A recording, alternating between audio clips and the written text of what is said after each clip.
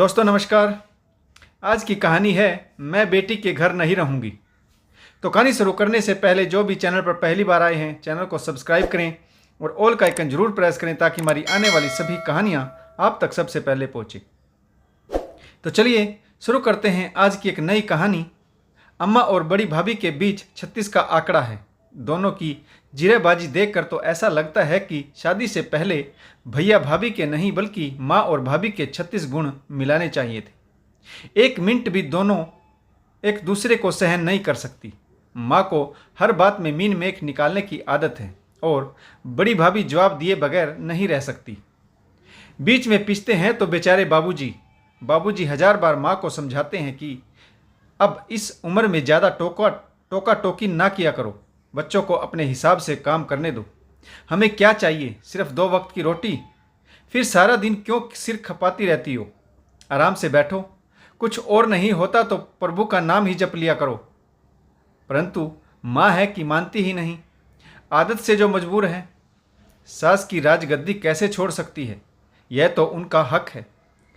बाबूजी माँ का पक्ष नहीं लेते।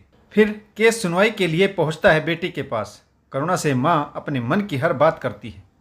बड़ी भाभी के गुण दोष सबका बखान करती रहती है। करुणा शादीशुदा है, उसके 2 भाई हैं। बड़ा भाई बैंक में मैनेजर है और माँ और बाबूजी के साथ पुश्तैनी मकान में रहता है। बड़े भाई की पत्नी से माँ की जरा भी नहीं बनती। छोटा भाई एक कंपनी में जॉब करता है, उसकी पत्नी भी कामकाजी है, दोनों वेल सेटल हैं। छोटे भाई की पत्नी पर माँ की बड़ी कृपा दृष्टि है। कहते भी हैं दूर के ढोल बड़े सुहावने लगते हैं।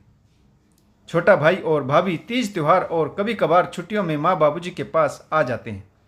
तब घर में बहुत चहल पहल होती है। माँ भी अपना सारा दुख दर्द भूल कर छोटे बेटे और बहू की खातिरदारी में लग जाती है। छोटी बहू के साथ माँ का अच्छा खासा प्यार है। करुणा भी गांधीनगर में ही रहती है। शादी तो जयपुर की गई थी, परंतु पति की नौकरी के चलते वह भी गांधीनगर में ही रहती है। अतः मायके की कमी उसे कभी महसूस नहीं होती। करुणा सुबह जल्दी जल्दी घर का काम निपटा रही थी। बच्चों का टिफिन बनकर तैयार था। जल्दी से स्कूल बस तक छोड़कर फिर पति के लिए नाश्ता भी बनाना था कि करुणा की माँ का फ़ोन आ गया। जय श्री कृष्णा माँ, सब ठीक है ना? जय श्री कृष्णा बेटी, हाँ यहाँ सब ठीक है। वो मैं कह रही थी कि तेरी बड़ी भाभी ने। करुणा ने बीच में ही बात काट दी और कहा, माँ कितनी बार कहा है मुझे सुबह सवेरे फ़ोन ना किया करो। इस समय 70 काम होते हैं, चक्कर गिनने की तरह भागती रहती हूँ। अभी तुम फ़ोन रखो, मैं काम निपटा कर दिन में आपसे बात करूँगी। यह जय श्री कृष्णा और करुणा ने जल्दी से फ़ोन काट दिया। करुणा को लगा कि माँ के तार फिर से बड़ी भाभी से उलझ ही गए होंगे और अब फिर से वह घंटों तक यही राम कहानी सुनाती रहेगी। मैं तो कुछ भी नहीं कहती, तुम्हारी भाभी जरा सी बात का बतंगड़ बना लेती है। जब उसे पता है मुझे शुगर है फिर भी इतनी अधिक मीठी चाय बना कर दी है मुझे समय से पहले ही मारना चाहती है और पता नहीं क्या क्या सुनाएगी। करुणा ने घर का काम निपटा कर माँ को फ़ोन किया। अगर नहीं करती तो नाराज़ हो जाती और फिर नाराज़गी भरे शब्दों में कहती, कलयुग है, बेटी भी अपनी नहीं रही। अब माँ को कौन समझाए कि रहना तो बहुओं के पास है। जितने अच्छे रिश्ते बना कर रहेंगी उतना भविष्य के लिए अच्छा होगा। जब भी दुख दर्द होगा तो उसमें बहुएं ही तो काम आएंगी। करुणा ने 2-3 बार फ़ोन किया, तब जाकर माँ ने फ़ोन उठाया। मिल गई क्या तुझे काम से फुर्सत? मैंने तो सुबह यह बताने के लिए फ़ोन किया था कि आज तेरी बड़ी भाभी ने दोपहर के खाने में मलाई कोफ्ता बनाएगी। तुम बच्चों के साथ स्कूल से आने के बाद उन्हें लेकर सीधी घर चली आना। इस बहाने तुझसे 2-4 बातें भी हो जाएंगी, मेरा मन भी हल्का हो जाएगा। बहुत दिन हो गए हैं, तुम घर नहीं आई हो ना? करुणा को हंसी आ गई और उसने कहा, माँ तुम भी ना कमाल करती हो। कभी तो बड़ी भाभी के बनाए हुए खाने की बुराई करते नहीं थकती और उन्हीं के बनाए हुए मलाई कोफ्ते की कायल हो। अधिक दिन कहाँ हुए हैं, पिछले संडे ही तो आई थी मैं। अब तुम कह रही हो तो दोपहर को तो नहीं, लेकिन शाम को आऊँगी। आपके जमाई राजा और बच्चों को भी साथ ले आऊँगी। रात को वहीं रुक जाएंगे। शाम को करुणा बच्चों और पति के साथ मायके पहुंची तो बाबूजी पौधों को पानी दे रहे थे। उनसे मिलने के बाद वह रसोई में चली गई। माँ और बड़ी भाभी खाना बना रही थी। माँ को प्रणाम करके भाभी को गले से लगाया। करुणा बोली, भाभी, खाने में इतनी सारी आइटम बनाने की क्या ज़रूरत है? भाभी के बोलने से पहले ही माँ बोली, क्यों नहीं है ज़रूरत? जमाई साहब को क्या दोपहर के बासी मलाई कोफ्ते खिलाएंगे? और फिर तुम भला कौन सा रोज़ रोज़ आती हो?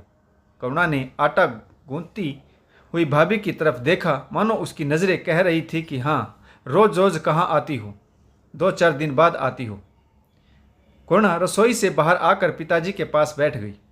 उनके बच्चों के साथ खेलने में मस्त हो गए। पतिदेव और भैया अपनी ऑफिशियल गुफ्तगू में लग गए।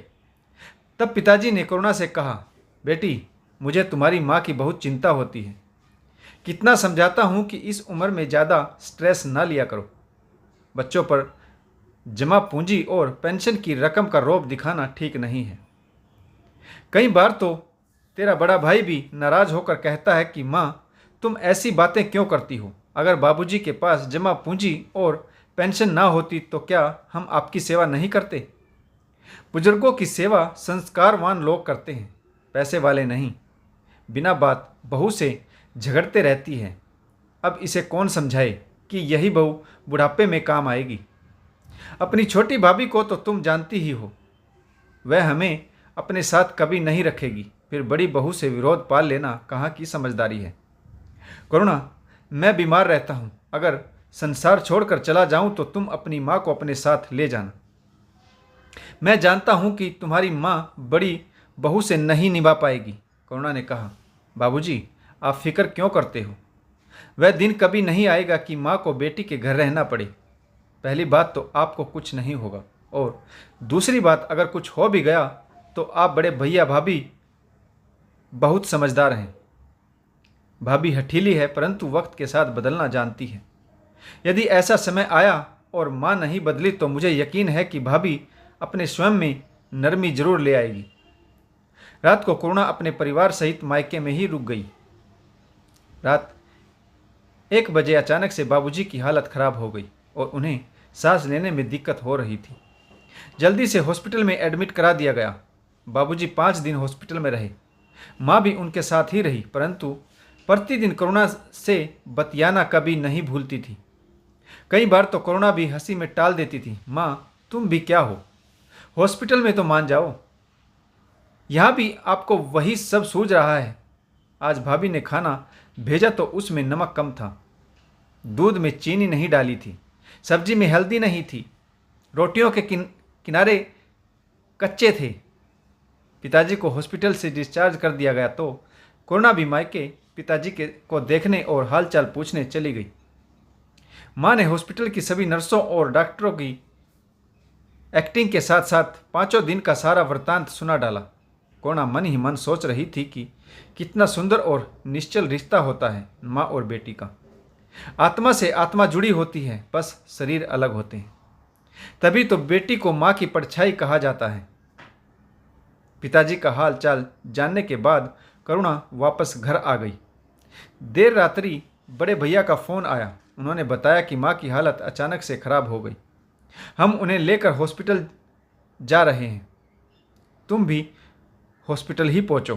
करुणा ने जल्दी से अपने पति को जगाया और सोते हुए बच्चों को गाड़ी में लेटाकर तुरंत ही हॉस्पिटल पहुंची।